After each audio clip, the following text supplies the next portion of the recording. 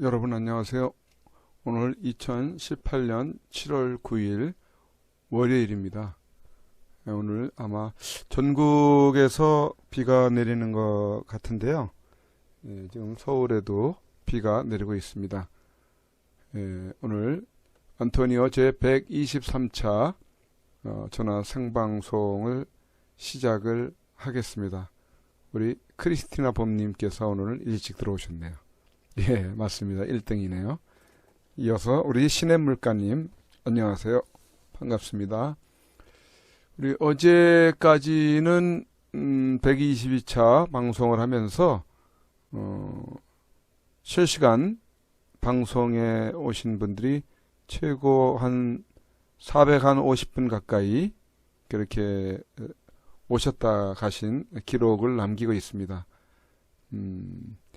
북한의 미국과의 그 관계가 지금 원만치 않은 그런 상황으로 흘러가면서 또 초미였던 그 관심이 좀 집중되고 있을 그런 상황입니다.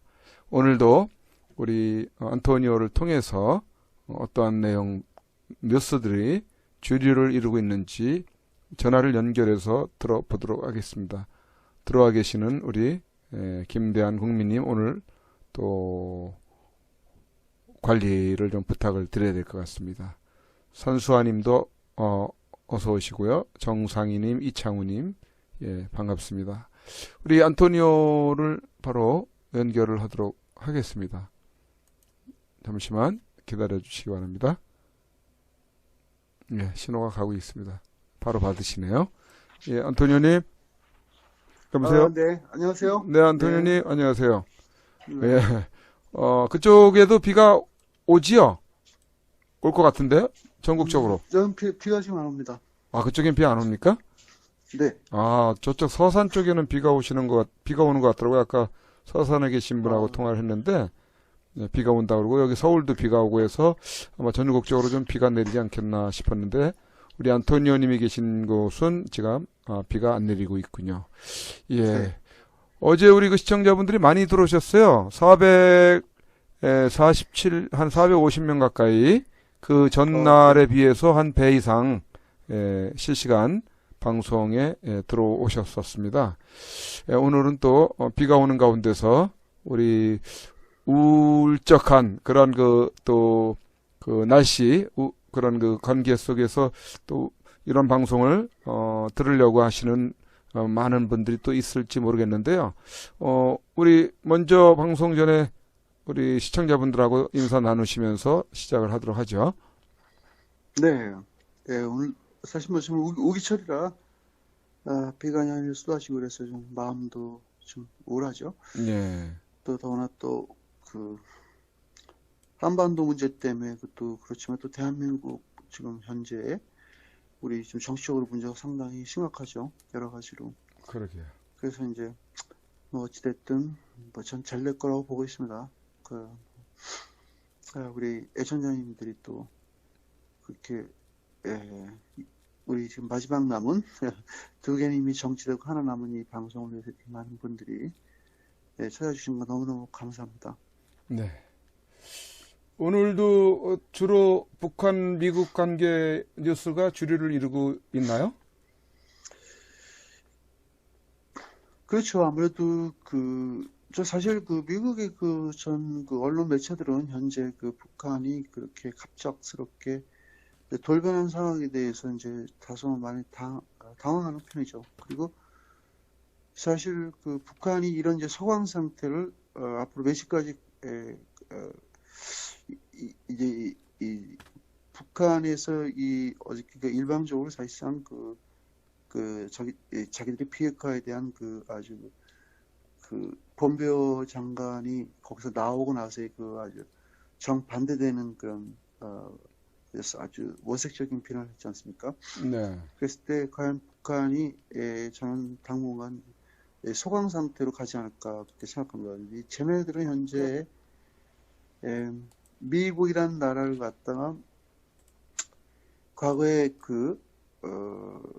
자기 아버지 시대 때 정도의 이런 비핵화 문제가 그렇게 크게 우리를 위협하고 북한이 이 생존의 그런 문제가 결코 그렇게 그런 건 가능하지 않겠다는 거 북한은 그렇게 판단한 것 같아요. 음, 그렇게 판단했기 때문에 북한이 저렇게 자기들이 끝까지 완강하게 나가고 비핵화에 대한 그 합의 이행을 안 하는 걸로 봐서는 북한은 시간이 좀 지나면 미국이 어느 정도 수그러져서 그런 고압 자세에서 자기네들한테 그 어떤 조건부 그런 딜을 갖고 와서 한반도 문제를 좀 자기들 그 주관에 따라서 이렇게 이게 해결이 되지 않을까라는 그런 그들은 이제 그런 약간 낙관적인 그런 견해로 이제 보고 이 한반도의 비핵화 문제를 생각하는 것 같아요. 아, 그럴까요? 야, 그러면 굉장한 과거처럼 또 그렇게 생각을 하고 과거처럼 네, 그렇게 그러한 그 길을 가게 된다면은 상당한 낭패를 볼 가능성이 이번은 좀 또 유달리 또 다르다고 이렇게 우리는 보고 있는 거 아니겠습니까?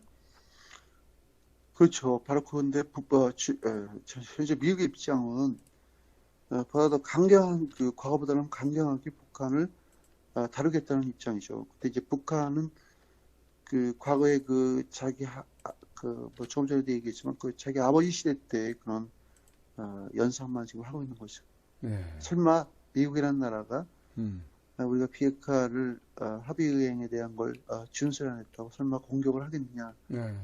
설마 미국이 아무리 강대국이고 그런 군사적 강국이라도 우리한테 그렇게 뭐 전쟁하면서 이렇게 운운하면서 그런 폭격을 할 수 있을까라는 그들은 이제 그들 나름대로의 그 미국의 그 앞으로 비핵화에 있어서의 비핵화가 안 됐을 경우에 거기서 나오는 그런 강화 압박 같은 거를 북한은 단순하게 볼 수 있는 거죠. 네.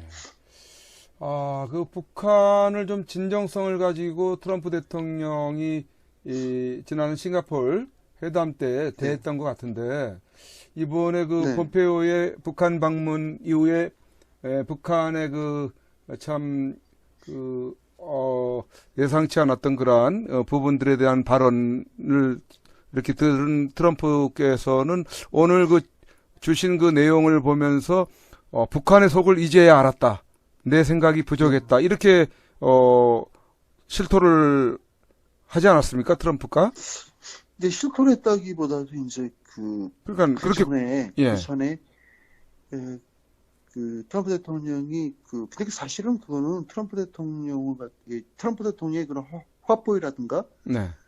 그, 지난 6월 12일 이후에 북한을 대하는 트럼프 대통령의 그런 뭐라 그럴까 좀 다소 옹호하고 북한에 빨려 들어가는 것 같은 그런 트럼프 대통령의 그런 뉴스가 많이 나왔지 않습니까? 우리가 오해할 수 있을 만큼. 네. 네, 그런 상황에서 뭐 트럼프 대통령이 결국 북한한테 뭔가 좀 빠져들어서 북한을 잘 이해를 하지 못하는 거 아니냐? 아니면 북한을 너무 봐주기로 해서 결국은 트럼프 대통령도 북한의 그 비핵화를 과거들의 미국의 그런 전임자들 같이 똑같이 해결하지 않을까. 트럼프 대통령은 북한 문제를 그렇게 심각하게 보질 않고 어차피 뭐 남의 나라의 문제이기 때문에 그냥 자기 임기 내에서 그냥 그런 피를 보지 않고 네. 그냥 평화적 외교적 방법을 해결하지 않을까라는 그런 생각에서 가장 우리가 심각하고 컸던 게 주한미군의 훈련을 중지했다는 거죠. 그렇죠? 네. 네.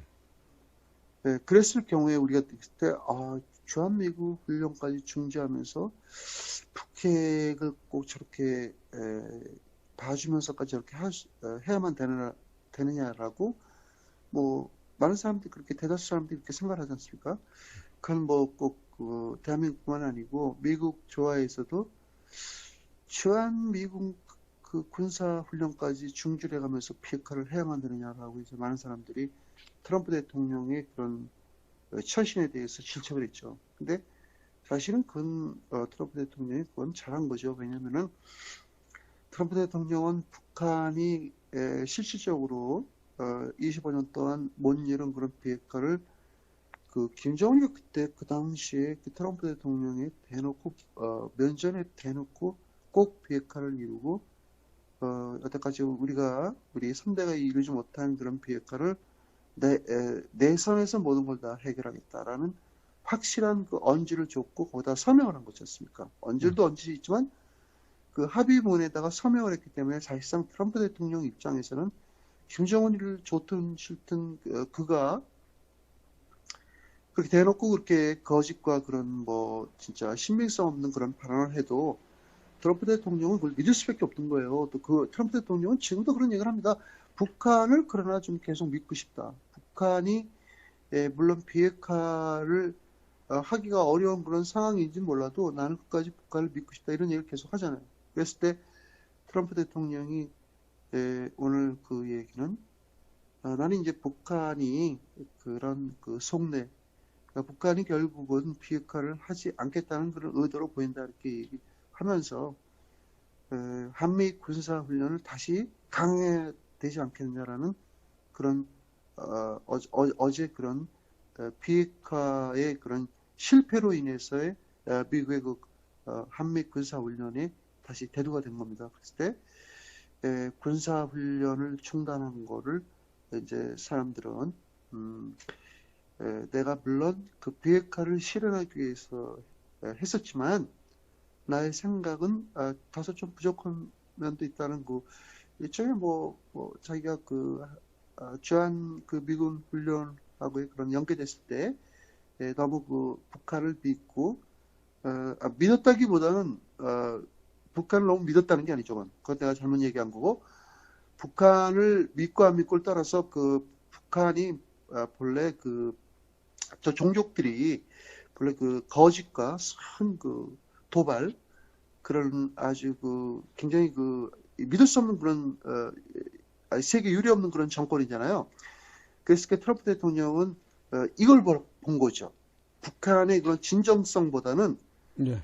그 현재 그 시각적으로 이 한반도 문제에서 더 이상 이 문제를 놓고 진짜 뭐 평화냐 전쟁이냐 이런 걸 떠나서 이 기나긴 25년 전부터 그 전부터 이 70년까지 북한하고의 그런 세계적 그러니까 세계가 바라보는 북한이 이제는 좀 평화의 그런 협상 모드로 나와서 진정한 국제사회의 일원이 되길 바라는 그런 의미에서 트럼프 대통령은 북한을 믿을 수밖에 없고 믿어야 되고 끝까지 어떻게든지 북한을 잘 다스려서 국제사회로 이끌려고 했던 거죠.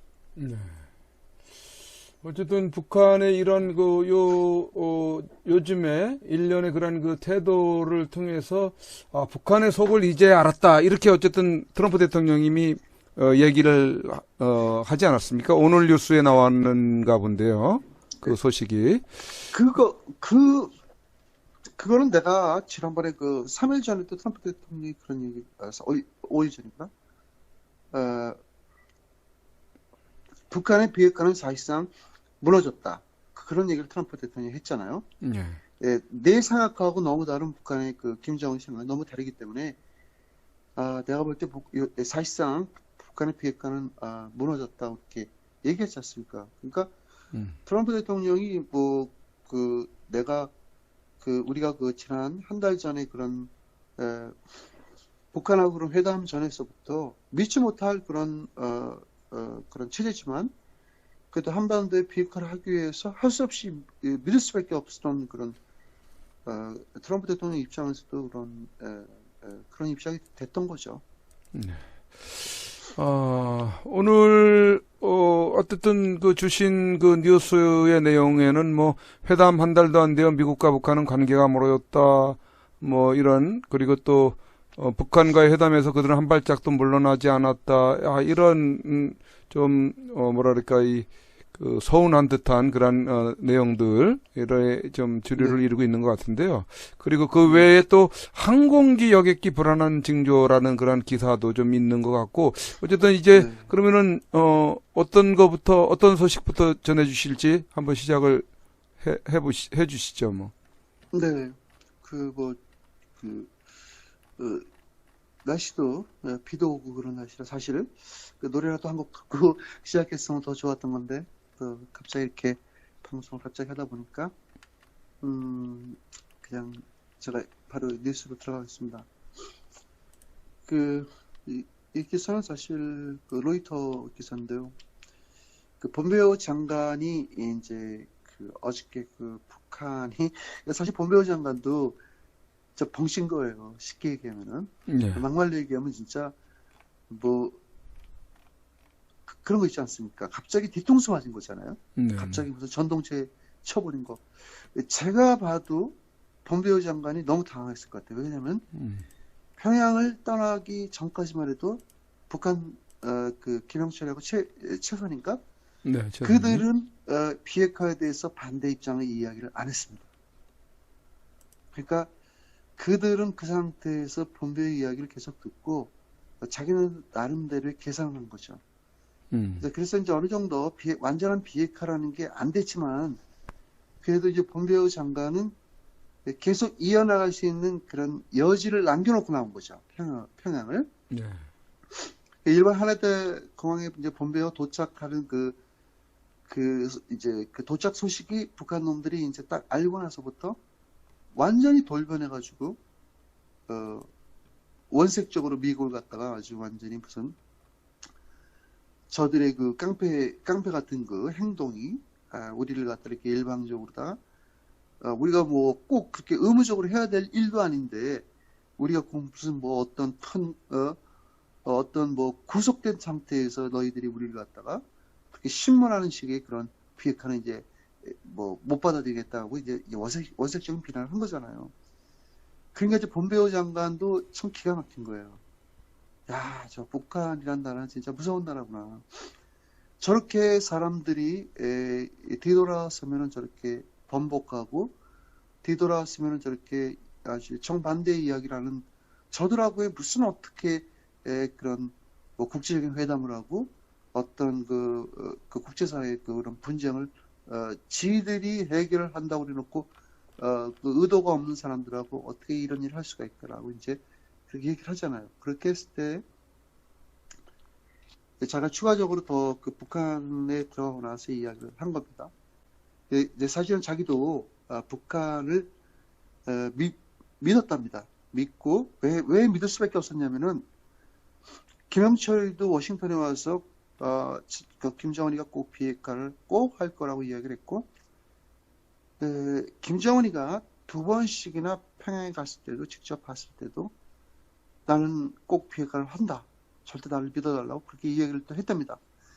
그리고 이제 여러 가지로 이제 뭐 한라인을 통하고 공식적, 비공식적이 됐든 북한의 그런 동향으로 봤을 때 자기한테는 꼭 비핵화를 한다고 이야기를 했기 때문에 자기는 그래도 다소 들뜬 마음으로 일단 평양을 들어간 거죠. 그래서 사실상 북한에 들어갔지만 원칙적으로 따지면 김정은이가 굉장히 무례한 게요. 네. 본베어 장관을 만났어야 되는 겁니다. 그래서 나는 본베어 장관을 만나지 않았기 때문에 더 내가 확실한 내가 북한의 의도를 알았던 게 벌써 비핵화를 안 하려고 마음을 이미 굳혔기 때문에 본베어를 만나주질 않은 거예요. 아니 본베어를 왜 안 만납니까? 그러게요. 본베어가 트럼프 대통령보다는 트럼프 대통령인 직접 뭐 대통령이 아닌 그런 직급에서 일종의 뭐 외무부 장관격인데 그래도 당연히 만나야죠. 왜냐하면 비핵화를 같이 북한이 진짜 진정으로 비핵화를 원한다면은 그 실무를 담당하는 아주 최일선의 사람인데 그런 사람을 안 만나고 자기 그 측근 졸개들을 대놓고서 그렇게 비핵화를 이렇게 쉽게 본베어한테 그런 예의를 했다는 것은 상당히 북한이 의도적으로 했다고 봅니다. 그래서 그 본베어 장관이 나는 북한을 믿고 가서 그들과 그 많은 그 난제를 논의를 했지만 정말 어려웠다. 굉장히 어려웠답니다. 정말 어려웠다. 오늘 이게 본배우 장관이 이제 하룻밤을 자고 나서 한 이야기입니다.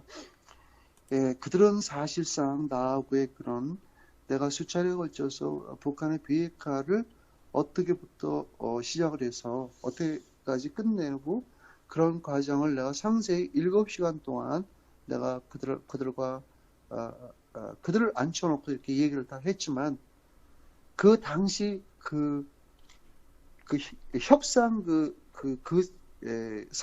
자리에서도 북한은 한 발짝도 뒤로 물러서질 않았답니다. 네. 모든 대화와 그런 비핵화를 하는 과정에서의 일일이 낱낱이 그런 본배의 그 설명을 들었던 그 당사자들이 김영철하고 최선이겠죠. 예, 네. 그들은 전혀 눈 하나 깜짝하지 않았다는 거. 음. 물론 그렇다고 해서 또 거기서 그거 못해요. 그건 우리 없어요. 이렇게는 안 했겠죠. 그렇죠? 네. 그냥 듣고 웃고 듣고 그러냐. 미국에서 그럼 너 폼페이오 장관이 이제 이런 식으로 얘기를 했겠죠. 우리는 당신네들이 갖고 있는 완벽한 그러니까 갖고 있는 모든 핵에 관한 그게 앞에 핵자 붙은 거는 전부 다 제거를 해야 된다는 그런 아주 강경한 강경하고도 미국에서 그런 원론적으로 얘기한 게 아니고 현실적으로 완전히 너네들이 그런 걸 해야만 평화가 오고 우리하고의 그 관계도 개선이 되고 앞으로 북한이라는 나라가 더 잘 살 수 있고 그렇게 행복한 월남을 빗댄 거죠. 월남도 결국은 그 공산주의를 버리고 자본주의를 얻어서 월남도 어쨌든 이렇게 굉장히 아주 성공적으로 경제적으로 성공한 나라가 아니냐라는 그런 메시지를 또 그들한테 줬답니다. 그러니까 그들은 사실상 그런 얘기를 들으면 기분 나쁘겠죠. 걔들 눈에 월남이 보이겠어요? 그 월남 국가지 발달해봐야 얼마나 발전을 했겠냐는 물론 북한 입장에서 그렇게 생각할 수도 있겠죠. 그렇죠. 이제 본배우 같은 경우 그렇게도 얘기했고 진짜 수없이 북한한테 설득과 그런 아주 그 양면에 그러니까 책짓도 동반하고 당근도 주고. 그러니까 책짓 같은 경우는 만일 당신들이 그 비핵화를 파기했을 경우에 그 후에 일어나는 일을 다 이야기를 했대요, 본배우가. 아마 그래서 그들이 기분이 나빴을 거예요. 본배우가 그렇게 얘기를 했답니다. 만일 이 문제가 해결이 안 되면은 한반도에 굉장히 진짜 말할 수 없는 그런 대가를 당신들이 받을 수 있을 것이라는. 아니 미국에서는 얘기하죠. 당연히 얘기하죠. 뭐가 겁납니까? 본배우가 대놓고 얘기를 하죠. 비핵화를 역행을 하거나 비핵화를 갖다가 결국 니네들이 기만을 해서 비핵화를 안 했을 경우에 한반도에는 전운이 돌고 결국은 우리는 무력으로다가 비핵화를 할 수밖에 없다는 강력한 메시지를 준 거죠. 네. 그러니까 이제 그렇게 내가 그렇게 수없이 수차례에 걸쳐서 진짜 호소하고 진정으로 그렇게 간절하게 이야기를 해도 그럼에도 불구하고 그들은 설득을 했지만 자기가 보는 판단에서 앞으로 비핵화를 할 수 있게끔 그렇게 전진하는 그런 비핵화는 상당히 어려울 것 같다라고 얘기를 오늘 했네요. 그러니까 오늘 대한민국의 모든 그 언론 매체들도 비관적인 그 상태로 비핵화를 보는 그 방송들이 좀 많은 것 같아요. 그래요? 물론 다소 시각적인 차이가 있겠지만, 그러니까 이제 언론들도 속일 걸 속여야죠. 비핵화는 못 속이지 않습니까? 정치적으로는 속일 수 있겠죠. 우리 대통령 문제라든가 여러 가지에. 그러니까 원체 지금 대한민국의 이 모든 언론들도 북한의 그 공산당 놈들하고 똑같은 아주 그런 양심을 갖고, 그러니까 비양심을 갖고 방송을 하는 거잖아요. 거짓 보도. 근데 이제 갑자기 우리나라의 언론 매체가 어저께 일시적으로 깜짝 그렇게 북한하고의 그런 비핵화가 사실상 파기됐다는 건 파기됐다고 얘기는 안 해요. 협상의 여지만 남겨놓고 서로 간의 그런 의견 차이로 인해서 뭐 봉합이 되겠지라는 뭐 살짝 그 눈 가리고 아웅식의 그런 보도를 했는데요. 그 후로 나서부터는 북한이 된다. 북한의 그 비핵화 보도가 완전히 쏙 들어가고요. 그 국내 그 정치 그러니까 그러니까 이제 현재 그 정치에 대한 그런 방송을 집중적으로 보도하고 있는. 네. 그래서 한 가지 내가 또 그 아이러니컬한 게 그 김성태 아주 그 악인 중에 악인이죠. 네. 그 내가 그런 생각 그 연일 그 뉴스에 나오는 거 보다 그런 생각을 했어요. 참, 저 사람이 과연 저렇게 지금 그 자유당의 최고 아주 그 1인자가 돼갖고 저 얼굴에 막 살도 찌고 풍채도 커졌더라고요. 아주 살도 많이 찌고 기름진 그 얼굴도 야 역시 저런 악인들은 역시 결국 1인자가 되는구나. 과거에 박정원이라는 그 사람은 사실 김대중 정부 때 1등 공신이었었죠. 그 김대중 정부를 탄생시키는데 결국 김대중 정부가 무너지고 나서 노무현 정권 때부터 박지원이는 막 그 구속되고 영창을 오락가락하면서 정치 위기가 거의 끝남을 보였었고요. 그 당시에 그 뭐 노무현 정권에서도 이 뭐라 그럴까 박지원에 대해서 그렇게 좋게 안 봤습니다. 그래서 박지원이를 갖다가 완전히 그 팽시키거나 아니면 제거하려고 그러는 그런 정치적인 그 일종의 박지원이를 갖다가 그 제거하라는 그런 그 정권에서 보였었고 또 여러 가지 이명박 정권도 그랬는데 결국은 박지원이라는 사람이 아직까지도 이 현실 정치에 저기 버젓이 나와 있는 거예요. 근데 그때도 내가 생각해, 야, 저 박지원이는 사실 가장 먼저 진짜 도태되고 가장 먼저 죄가를 톡톡히 받아야 될 인간이 아직까지도 군림하는 거라는 그런 걸 느꼈을 때 오늘 김성태를 딱 보니까 불현듯이 그 과거의 박지원이가 내가 생각했던 그런 게 딱 나오더라고요. 뭐 저울로 닮은 박지원이나 김성태가 똑같습니다.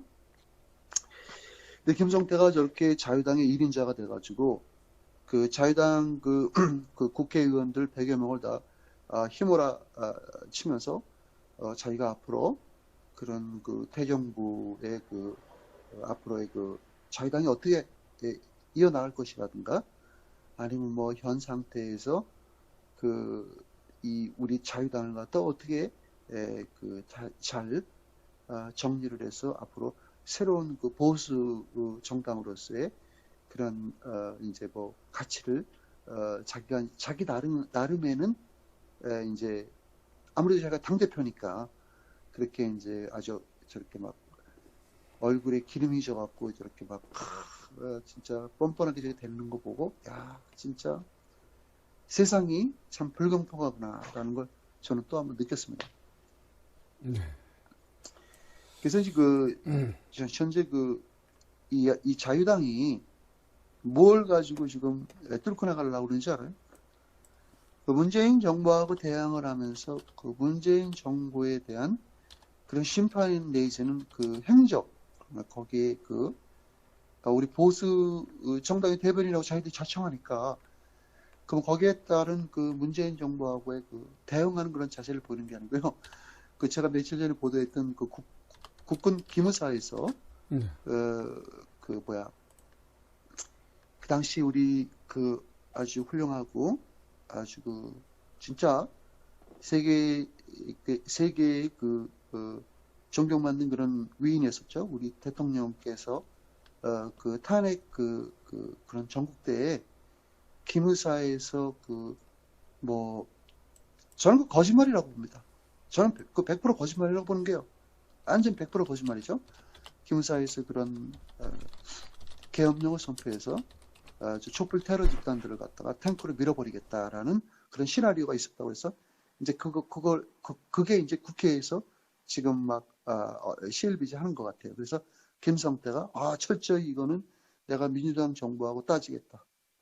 아니 연병 그거 따지면 뭐 합니까? 그 당시 계엄령이 일어났어야 뭔가 우리도 계엄령이 일어나면서 나라가 안정이 되고 나라가 진짜 우리 대통령께서도 진짜 그런 탄핵 정국을 피할 수 있었다든가 내지는 지금 그렇게 되면 저렇게 우리 대통령께서 그런 그 저놈들의 그 16가지의 그 모함으로 인해서 지금 2년 동안 저렇게 구금 생활을 하지 않지 않습니까? 근데 이 김성태는 이 개 같은 인간이 월급 그 1,000만 원에다가 한 달에 그 특갈비 500만 원씩 처발로 먹으면서 지금 하고 있는 짓은 대정부 상태의 어떤 그 문재인 정부를 그 탄압하는 그런 정책을 가지고 지금 대항하는 게 아니고 과거에 2년 전에 그런 민간단체에서 찌라시 같이 그렇게 가짜로 만들어내는 그런 시나리오 같은 걸 갖고 철저히 수사하겠다. 철저히 수사하면 계엄령 수사하면 뭐 할 건데? 뭐가 남는데요? 남는 거 없잖아요. 그쵸? 그 이제 수사하면 뭐 하는데? 그러니까 이 김성태라는 사람이 앞으로 어떻게 될지 모르겠지만 저는 우리 역사가 바로잡히고 민주화가 회복되면 김성태 일당 그 의원 전부 다 아주 법정 최고형에 아마 처해질 거라고 저는 생각합니다. 당연히 그렇게 돼야 되고요. 김성태는 자기가 부인할 수가 없는 게 우리 대통령을 가지고 그런 탄핵 정국에서 저들과 모의를 해서 대통령을 갖다가 완전히 그 죽음으로 몰아붙인 그런 내가 죽음으로 몰아붙였다니까 대통령이 왜 죽지도 않았는데 왜 죽음으로 저는 비유법을 그렇게 쓰는 거예요. 사람이 꼭 그 육신이 숨을 거두어야만 죽은 게 아니죠. 그것만 꼭 죽는다고 볼 수는 없는 거죠. 우리 현재 우리 박근혜 대통령께서의 저는 입장은 숨은 쉬고 있지만 사실상 모든 게 죽음이라 완전히 모든 진짜 저는 사실 그걸 죽음으로 보고 싶습니다. 거의 죽음의 상태에 갔다고 봐야죠. 모든 걸 다 빼앗기고 모든 그런 인권을 다 빼앗기고 그냥 대통령께서는 그냥 오로지 그냥 엑스프레이션 자연적으로 숨만 쉬는 거 그것밖에 없잖아요. 그랬을 때 김성태 그 일당들과 물론 민주당의 그 일당들은 말할 것도 없고 그건 우리가 다 이미 알고 말할 것도 없는 그런 존재들이기 때문에 그렇게 놔두고 김성태를 포함한 그 일당들 권성동 그 당시 그 탄핵에 동조한 그 세력들 절대 용서할 수가 없고 아마 제가 볼 때 그들은 지금은 아주 엄청난 돈을 받고 이렇게 아주 호의호식하면서 세상이 오직 내가 다 가진 것 같다라는 그런 망상과 그런 아주 허구로 가득 찬 그들의 아주 잔혹성이 대통령을 갖다가 그것도 자기들이 국회의원 배지를 달았을 때 누구의 힘으로 그 배지를 달았습니까? 그런 놈들이 지금 저렇게 눈을 뜨고 저렇게 기름진 얼굴에다가 저렇게 아주 썩은 웃음을 지면서 방송에 나오지만 민주화가 회복되고 나라가 바로잡히고 역사가 바로잡혔을 때 그들은 우리 똑같이 저는 죽음을 면치 못한다고 저는 생각합니다. 다음 뉴스를 내가 이어가겠습니다. 그래서 사실 내가 김성태 얼굴을 봐서 갑자기 그런 생각이 떠올라서 이렇게 내가 그런 얘기를 했습니다. 폼페이오 장관이 또 다른 이야기죠. 사실 미국에서도 폼페이오 장관이 북한에 갔다 오고 나서의 많은 미국의 조야라든가 그런 대북 문제를 총괄하는 모든 기관들 연구소라든가 사실 다들 놀랬죠. 북한이 그렇게 비핵화를 아주 파괴하는 그런 정도까지 나올 줄은 이제 몰랐다고 많은 사람들이 생각하는 거죠. 폼페이오 장관이 또 어저께 비핵화를 전제로 북한에 이틀 동안 회담을 하고 나와서 자기가 또 추가적으로 또 한 이야기입니다. 이 뉴스는 로스앤젤레스 타임스 얘기한 겁니다. 이 뉴스에 폼페이오 장관이 한 얘기인데요. 이제 폼페이오 장관이 자기가 북한에서 이제 김영철과 최선희하고의 이제 7시간 동안의 그런 마주 앉아서 장시간에 토론을 했었죠. 비핵화에 대해서. 근데 그 당시에 폼페이오 장관이 이런 얘기를 했어요.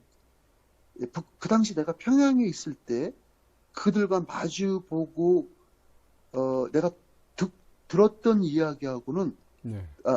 그러니까 그들과 내가 마주보고 그들로부터 그 답을 들었던 내용과 내가 떠난 후 그 하네다 공항에 도착하고 나서 북한으로부터 나왔던 그들의 그 말은 그 김영철이가 뭐라고 얘기했냐면요.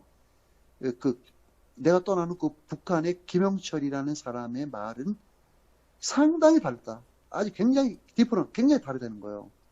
왜 그들이 왜 그렇게 갑자기 돌변하는지 자기도 모르겠다는 거죠. 그러니까 김영철이가 미국이 그렇게 우리한테 일방적인 비핵화의 요구는 그건 뭐 우리는 도저히 받아들일 수 없다 그렇게 얘기를 했죠. 최선희도 그랬고 그랬을 때 왜 그럼 그 당시에 그 현장에서 나하고 논의를 했을 때는 그런 얘기를 안 했고 내가 왜 평양을 빠져나오니까 갑자기 그렇게 180도 돌변했냐고 이제 그들이 왜 그렇게 돌변하는지 자기도 이해를 못하겠다는 거죠. 네. 애초부터 현실적으로 어려운 걸 가지고 사실 그 미국의 트럼프 대통령도 이렇게 어려운 거 알면서 이게 시나리오입니다. 트럼프 대통령한테는 전 시나리오 보는 게요. 내가 조금만 부연 설명을 할게요. 네. 그럼 트럼프 대통령이 진정으로 북한을 믿고 지금까지 와서 지금 이렇게 시간 낭비하고 금전적인 손해 여러 가지로 한반도에 얽히고 얽힌 걸 왜 이렇게 자꾸 시간만 보내고 이렇게 북한을 결국은 봐준 것 같은 저들한테 어떤 그 조금이라도 숨을 쉴 수 있는 기회를 준 게 트럼프 대통령이 아니냐라고 얘기하면 트럼프 대통령도 그런 면에서 자기가 어떤 진짜 일종의 도의적인 그런 책임은 좀 있을 수도 있겠죠. 근데 사실 그런 게 아니죠. 저는 이걸 시나리오로 봅니다. 미국이라는 나라가 미국이라는 나라가 이렇게 바보 같은 나라가 아니죠. 미국은 전쟁을 수없이 한 나라입니다. 2차 세계대전 때부터 2차 세계대전 결국 미국은 승전국이잖아요. 그렇죠? 그렇죠. 승전국인데 미국에서 유일하게 전쟁사에서 비기고 패한 거는 원래 1승 1패의 그 비기고 패한 게 있는데요. 월남전에서는 천패를 했습니다. 그리고 한국전쟁에서는 비겼습니다. 미국은. 그렇지만 미국은 역대 전쟁에 꼭 미국의 그 아주 주유행군으로 그 주도를 이렇게 파견된 전쟁의 그 양상을 봤을 때는요. 미국은 결국 어떤 전쟁이고 비겁한가 어떤 전쟁의 그런 그 두려움 이런 거 가질 리가 없어요.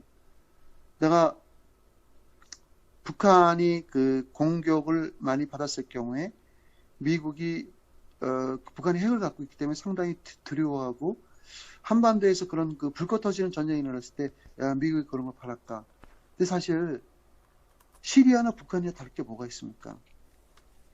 1979년도에 미국의 그 조지 부시 대통령 1세가 연합군을 갖다가 명령을 내려서 한 달 동안의 그 준비와 작업을 거쳐가지고 약 일주일 동안의 그 이라크를 진군을 했습니다. 사막을 직접 탱크 부대하고 그 전투병들을 다 그러니까 계속 24시간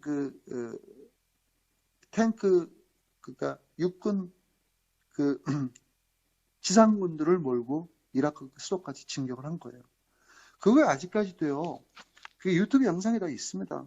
일주일 동안 진군했어요. 일주일 동안 그 탱크 행렬이 지나가면은 그 다음에 거기서 야포 장갑차 행렬이 지나가고 그 다음에 이제 군수송 추록들 그런 대형 추록들이 그 육군 그 전투병들을 다 싣고 가는 거. 그 다음에 그 보급 차량들은 군인들이 밥을 먹어야 되지 않습니까? 그럼 그 밥 시간이 따로 없는 게 근데 거기 영상에 보면 또 굉장히 그 전쟁의 그 아주 리얼한 그 분위기가 보여지는 게요. 뭐 밥을 군인들이 먹을 때 어떤 식탁에서 먹는 게 아니고 이제 식사 시간 딱 그런 명령이 떨어지면 군인들이 다 하차를 합니다. 하차를 해서 그 땅바닥에서 앉아가지고 다리 쭉 뻗은 상태에서 시레이션이라든가 그런 거를 1인당 함께 받아가지고 거기서 먹는 그런 게 있고요. 그 다음에 이제 또 갑자기 그 비상 사이렌이 울리면 군인들이 전부 다 땅바닥에 엎드립니다. 방독면 쓰고. 그게 뭐냐면 앞에 그 화생방차가 어떤 그 냄새를 맡아갖고 그 기계가 사이렌을 울린 거예요. 그럼 그게 무슨 뜻이냐면은 사담 후세인이 화학무기를 가졌다고 미국에서 그 의심을 갖고 그 화학무기를 갖다 제거하러 전쟁을 한 거예요.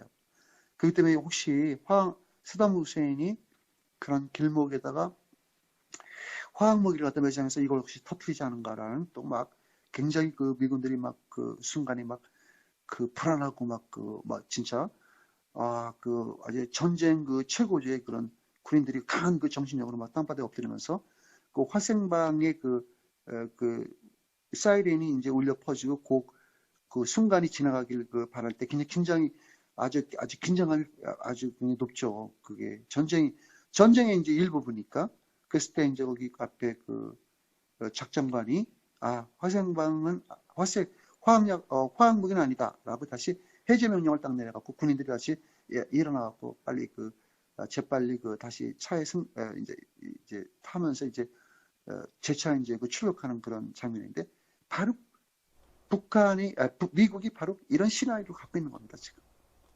다시 주한미군을 갖다가, 훈련을 재개를 하고, 그 다음에 이제 미국에서 이제 앞으로, 북한은 결국은 어떠한 자기들의 또 다른 비핵화에 대해서 미국한테 이제 요구를 해도 미국이 예, 과거처럼 그렇게 받아주지는 않을 거고요. 그들도 이제 어느 정도 강한 자기 나름대로의 자기네들 방어권이라든가 그런 비핵화를 안 하기 위해서 여러 가지 많은 그들도 시나리오를 갖고 있는 거죠. 앞으로 미국을 어떻게 대처할 건가? 앞으로 미국이 우리한테 공격을 했을 경우에 우리는 어떻게 대처를 하고, 그 다음에 우리는 중국과 어떻게 연결을 하고 러시아와 연결을 해서 미국의 우리가 지금 아주 근면한 그런 위협을 우리가 어떻게 막을 수 있을까라는 그들은 그런 거에 대한 충실히 지금 예행 연습을 하고 있는 거죠. 그랬을 때 미국은 또 제가 과거에 중동 전쟁을 얘기했듯이 결코 북한이 두렵거나 북한에 대한 그런 핵무기가 두렵고 북한의 그런 현 리지움 체제를 그런 독재자를 제거하는데 다소 미국이 어떤 부담감을 갖는다든가 그런 건 전혀 없습니다.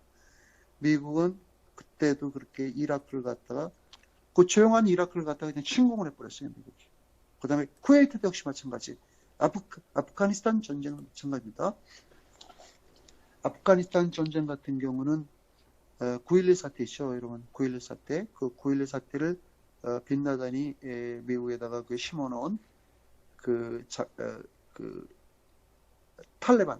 탈레반에 연계된 테러 조직들이 미국에서 약 2년 동안 거기서 응거하면서 마이애미에서 비싼 돈을 들여가지고 비행 훈련, 조종사가 되기 위한 훈련 코스를 밟은 겁니다. 2년 동안. 그래서 거기서 조종 훈련을 배워가지고 결국은 4대의 비행기를 납치해서 이렇게 그런 엄청난 일을 저지른 거죠. 그렇듯이 미국이란 나라가 누가 무섭고 누가 북한은 다르다 이런 건 이제 없는 거죠. 아프가니스탄 침공할 때도 약 일주일 동안에 진군을 했습니다. 그때 똑같아요. 이라크 전쟁하고 똑같아요. 그때도 막 탱크하고 그런 장갑차, 군인 수송차가 계속 24시간 계속 아프가니스탄으로 진군을 했어요. 그렇게 해서 이제 그들을 갖다가 제가 알기는 불과 며칠 만에 수도 카불을 함락을 하고 거기서 탈레반을 몰아냈죠. 탈레반이 그냥 도망갔어요, 미리 그냥. 들어오니까 무서워갖고 다 도망갔습니다.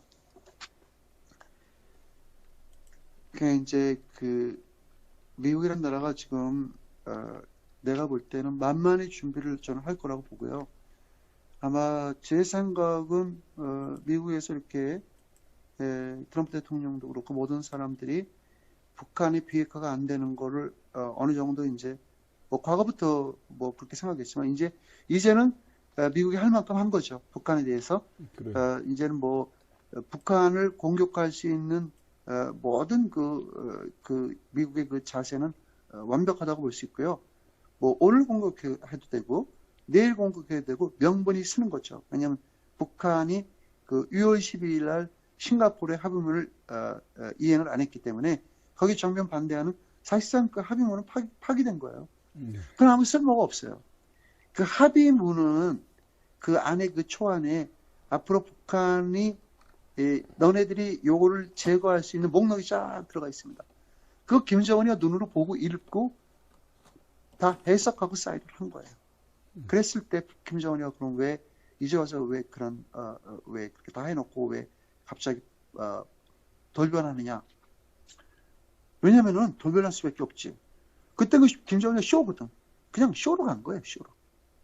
김정은이 같은 경우는 왜 갔냐? 여러 가지예요. 국제적으로 자기가 그런 그 선진국 글로벌 지도자로서의 이미지를 보여주러 간 것도 있고요. 또 대내적으로 자기가 그렇게 아주 조그마한 나라에 갇혀 있는 그 운동하고 그런 어눌한 지도자, 어눌한 진짜 그 살인 정권으로 보여지기 싫었던 거죠. 대외적으로 자기가 보여주는 이미지가. 그랬을 때 그런 거에 대해서 김정은이는 또 나름대로의 물론 그게 다 자기 합리화적이지만 그래 어느 정도 김정은 얻을 건 얻었습니다. 왜? 그런 세계 그 아무나 만날 수 없는 그런 아주 정치화 국가의 대통령을 미 합중국 대통령을 만났기 때문에 김정은으로서는 자기 나름은 나도 대등한 위치에서 트럼프 대통령을 만났다는 그런 긍지를 가질 수가 있겠죠. 그 죽어도 여한이 없다도 되죠, 뭐. 그거 되죠. 예. 이제 나는 뭐 죽어도 여한이 이제 없다. 죽어도 여한이 없다. 실제적으로 네네. 실제적으로 북한에서부터 그렇게도 얘기를 했대요. 네. 트럼프 대통령을 능가하는 아주 그러니까 걔들도 그걸 인정을 하더만 트럼프 대통령이 세계 최고의 대통령을 인정을 했어요. 그렇게 세계 최고의 경찰국가 대통령을 우리 수령께서 만났다는 것만 해도 네. 우리 수령은 상당한 이제 그들 나름대로의 그들도 트럼프 대통령이 대단한 걸 알고 있죠. 그러니까 김정은 입장에서는 사실 생각해 보십시오. 34살 먹은 그 젊은 애가 아무리 걔가 사실 옛날에 내가 재밌는 얘기를 하나 해줄게요. 그 일본의 김정일의 그 식사 당번, 뭐 군에서는 식사 당번이라고 그러죠. 뭐 사관 당번 뭐 그런 거 있지 않습니까? 그렇지. 그 식사 당번이지. 김정일이 식사 당번인데 일본 사람이죠. 그 사람이 그 요리사거든요. 북한에 이제 김정은은 정식 그 요리사로 이제 있으면서 그 사람이 쓴 책에 뭐가 나오냐면은 그 당시 김정은이가 11살인가 12살이었을 때입니다. 11살인가 12살. 사실 뭐 15살, 16살, 17살만 돼도 뭐 육체적으로는 어느 정도 그래도 외적으로 봤을 땐 뭐 그 머릿속은 아직까지 애지만 그래도 이제 겉으로 봤을 때 어느 정도 이제 성장하고 덩치 12살 때 이 꼬마 같은 조그만 애가 오더니 12살 때 그 자기가 이제 일을 하고 나서 담배를 피우고 있었답니다. 그 순간에. 네. 담배를 이제 일 끝났으니까 담배도 피우고 싶겠죠. 그 사람 직업이니까 긴장되고 또 북한이라는 그 나라에 가서 그런 조리사를 하는데 음식이 얼마나 김정은이가 그 측근 조력자들이 얼마나 그 인스펙션을 많이 했겠어요. 검사를.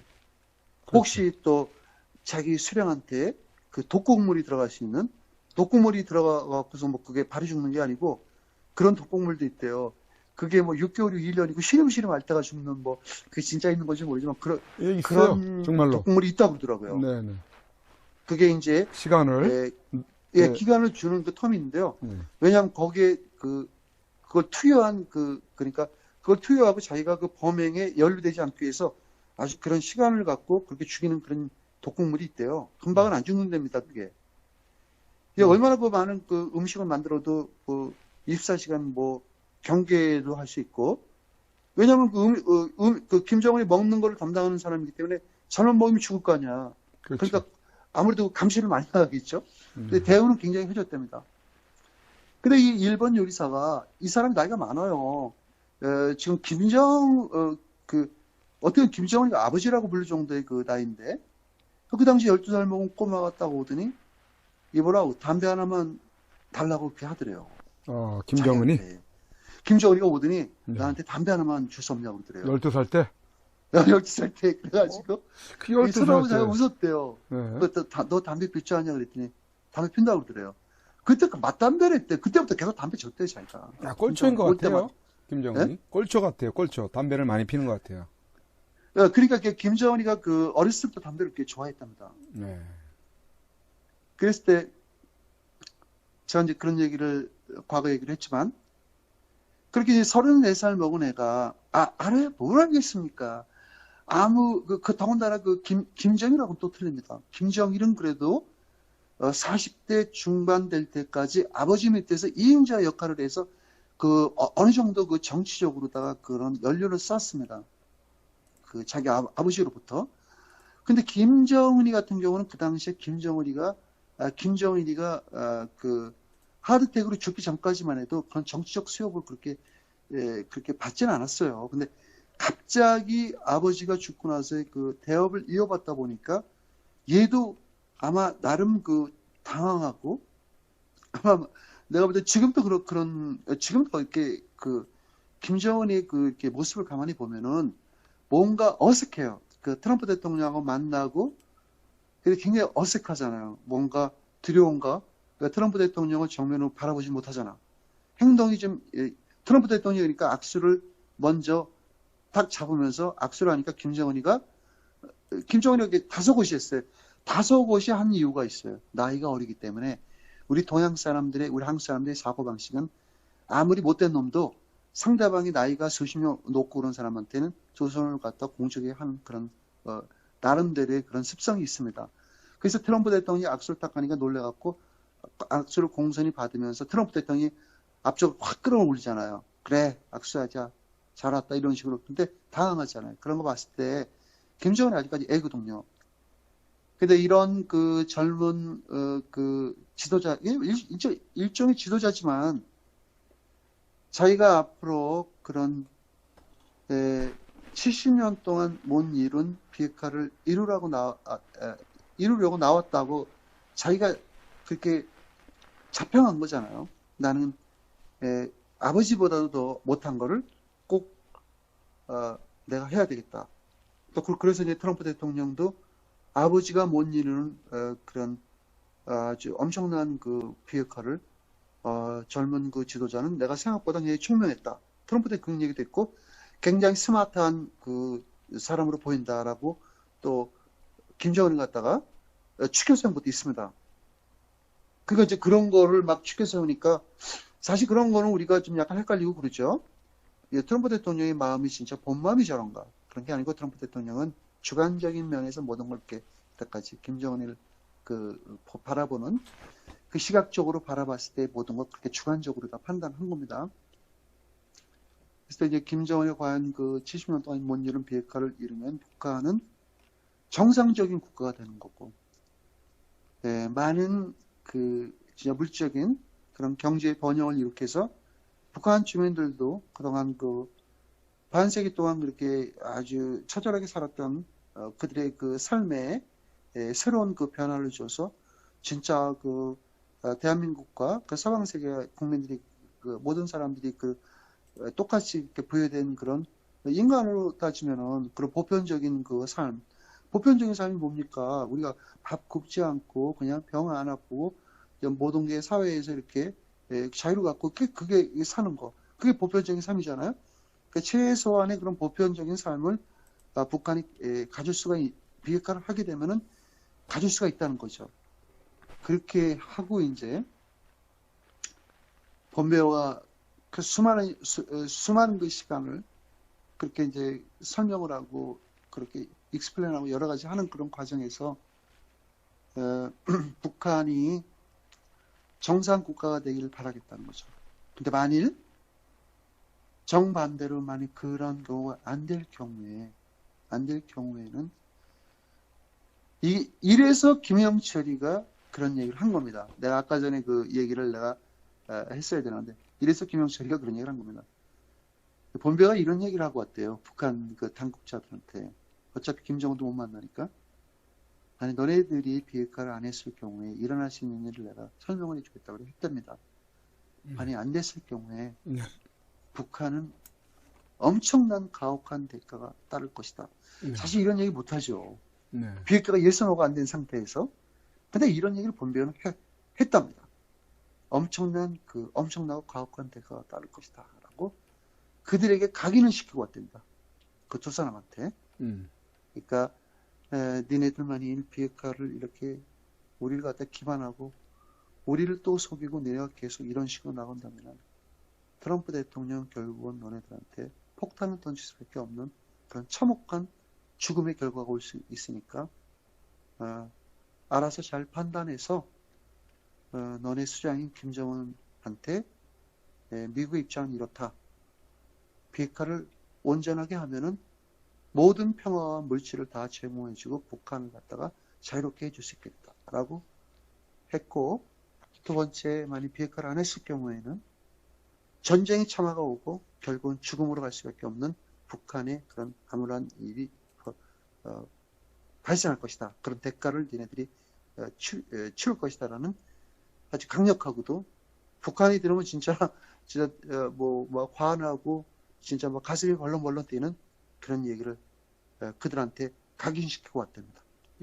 결국은 회담이 한 달도 안 돼갖고 미국과 북한 관계가 멀어졌다고 나왔습니다. 오늘 그런 얘기를 솔직히 다 실토를 했습니다. 제가 잠시 물 마시고 한 2분 있다 오면 안 될까요? 예, 그러실래요? 전화 끊지 마시고. 예. 제가 조금 들어오신 분들 좀 하고 이야기 좀 나누겠습니다. 예, 그거 저한테 멘트 주세요. 예, 물 마시고 오세요.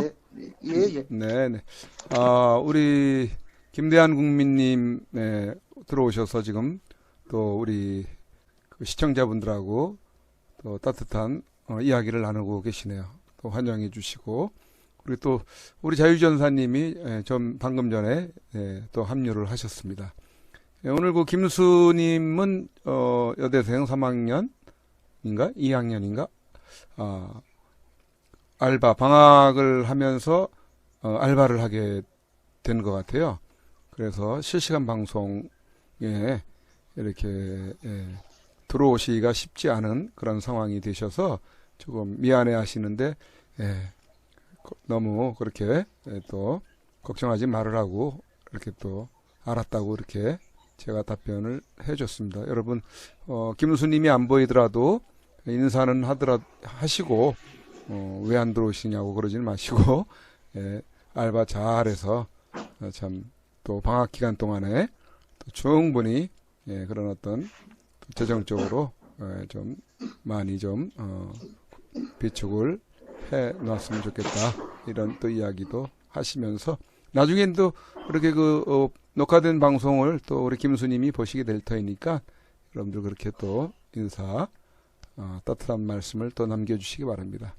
땅굴은 대한민국에 어마무시하게 많다라는 것은 아실 만한 분들은 다 아십니다. 오늘 오후에 70 중반을 훨씬 넘은 인천에 사시는 어떤 진보라고 하는, 자기는 진보 주의자다 이렇게 밝히셨는데, 제가 좀 노골적으로 얘기했죠. 진보는 좌빨이라고 우리는 명명을 하고 있다, 규정을 하고 있다, 이렇게 얘기했더니 조금 못마땅해 하시는데, 6.25도 겪었고 했던 사람이라 이거예요. 근데 신석월 목사님이 이 현장에 나와서 이런 어떤 성토하고 이런 연설하는 부분들에 대해서 굉장히 이제 못마땅하다, 이런 말씀을 이제 하시기 위해서 저희 선구자 방송에 이제 전화를 하셨는데, 그거는 오히려 그 신석월 목사님이 잘하고 계시는 거다. 예. 어떤 지금 나라가 암울한 때에 목회자들이 기도만 하고 있다면은 그거는 진정한 목회자의 자세가 아니지 않느냐, 이제 이런 항변을 좀 했던 적이 있었습니다. 진보를 가장한 어떤 지금 문재인이 아주 잘하고 평화를 지금 조성을 해 나가고 있는 상황인데 왜 찬물을 끼얹느냐는 식의 어필을 하셨어요. 그래서 저들 김정은이 지금 땅굴을 어마무시하게 지금 만들어 놓고 있는 상황 속에서 그렇게 평화를 말한다는 것은 그거는 위장된 평화다, 이렇게 얘기를 했더니, 아이고 정말 지금 저기 홍준표 같은 소리나 하고 있네요, 그런 얘기를 하는 거 하더라고요. 우파에서 맨날 걸핏하면은 좌빨이니 빨갱이니 이거에 아주 그냥 스트레스 받는다, 너무 이제 이런 식으로 이야기를 하던데 지금 그래서 인천에 사신다 그래서 그 인천에 엄청나게 땅굴이 많습니다 했더니 믿으려고 하지를 않더라고요. 믿든지 말든지 사실이기 때문에 언젠가는 그 땅굴로 큰 그 낭패를 당할 때가 있을 것입니다. 그때 가서는 무슨 말을 할런지 모르겠지만 말입니다.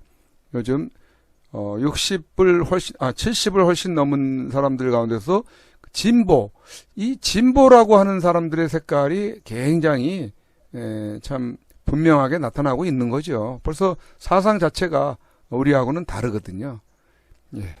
오늘 그런 일이 있었다라는 것을 여러분들에게 잠깐 이제 소개를 해드렸습니다.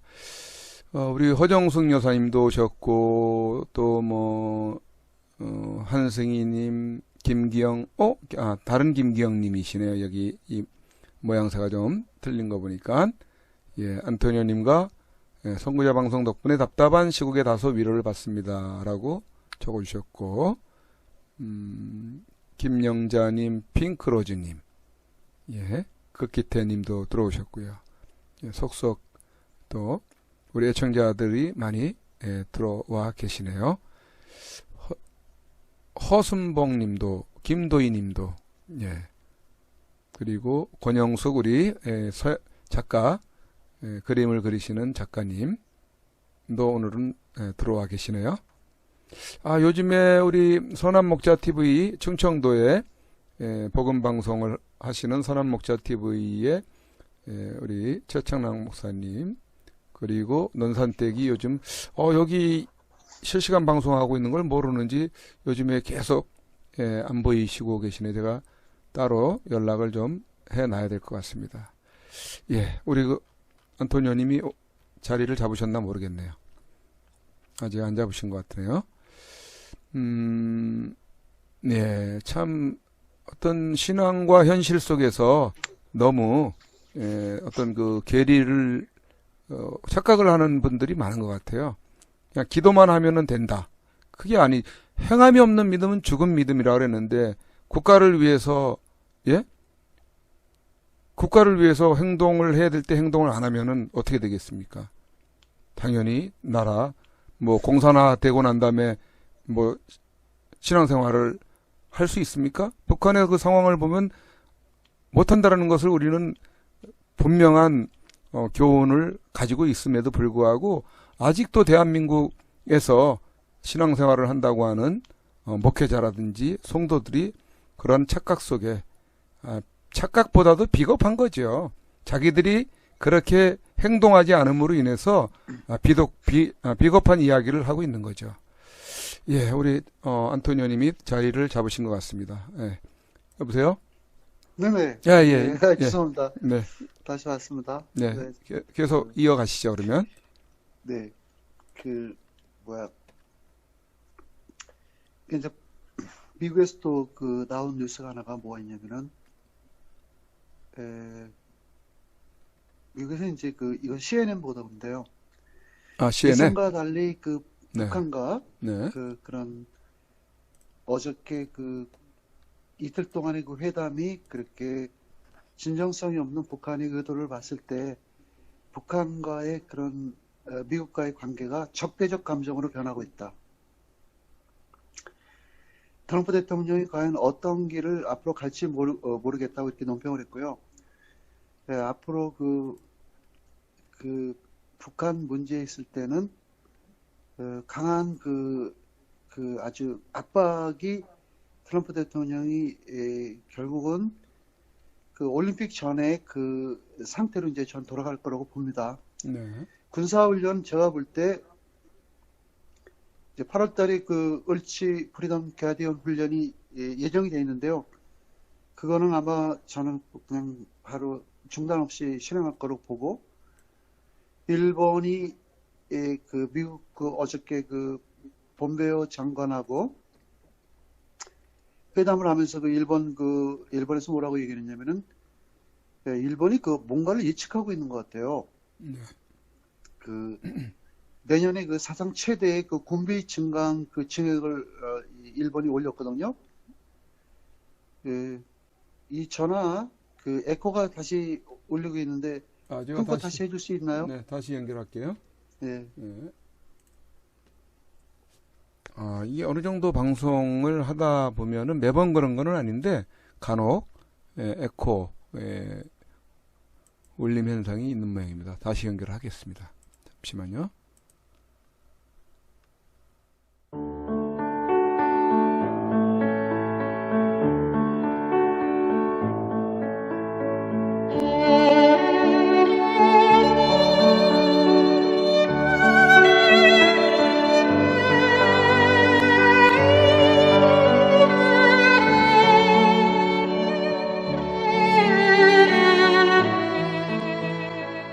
(2018년 5월 31일) 손상대 애국집회 사회자께서 출소하시던 날, 아직도 여전히 저 담장에 갇혀 영어의 몸으로 계시는 박근혜 대통령님이 계시는 아주 가까운 지근 거리에까지 가 보았습니다.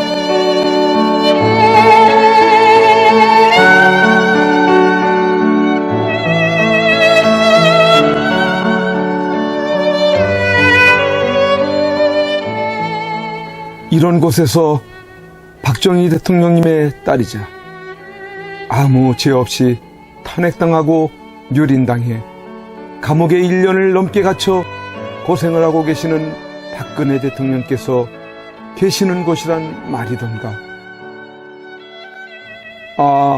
이게 뭐란 말인가? 이런 게 있을 수 있는 일이란 말인가?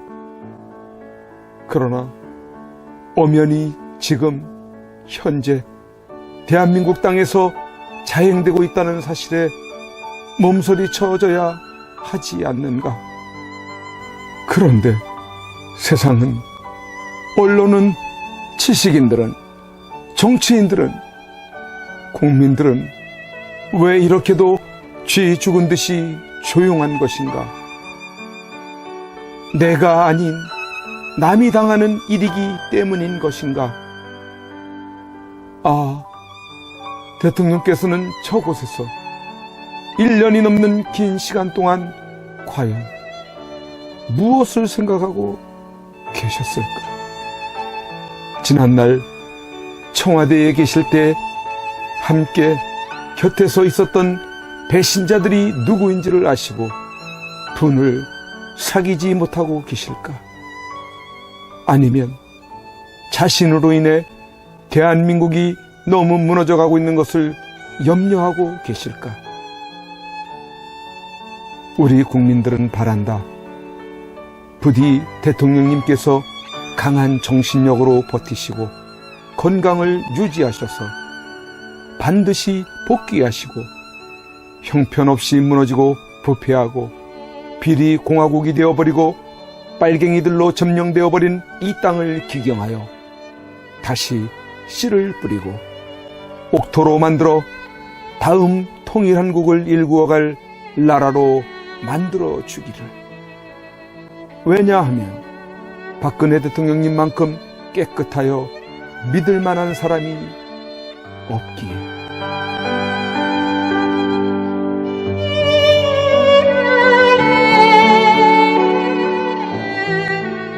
이제 내려가야 한다. 내려가기 전에 대통령님께 이렇게 외쳐본다. 박근혜 대통령님! 옥체를 보존하십시오! 선구자 방송입니다! 보내드리는 엽서를 통해서 힘을 내시고 대통령님의 결백이 밝혀질 것입니다! 멀지 않았습니다! 더 꿋꿋이 버텨주시고 많은 국민들을 통해서 많은 엽서를 더 많은 편지를 보내드리도록 그렇게 힘쓰겠습니다.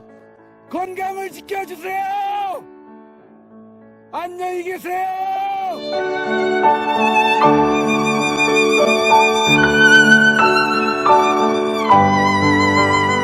오늘 손상대 사회자께서 출소하시면서 여러분들이 보내주신 서신으로 인해 힘을 얻을 수 있으셨다고 하셨습니다. 여러분들의 그 용기와 또 우편의 편지나 아니면 적기를 통해서 우리에게 힘을 주셔서 오늘 이렇게 하늘을 처음 보는 것 같습니다. 이제 박근혜 대통령님과 남아 계신 분들이 힘과 용기를 얻으실 수 있도록 엽서 보내기와 편지 보내기에 더욱 동참해 주시지 않으시겠습니까?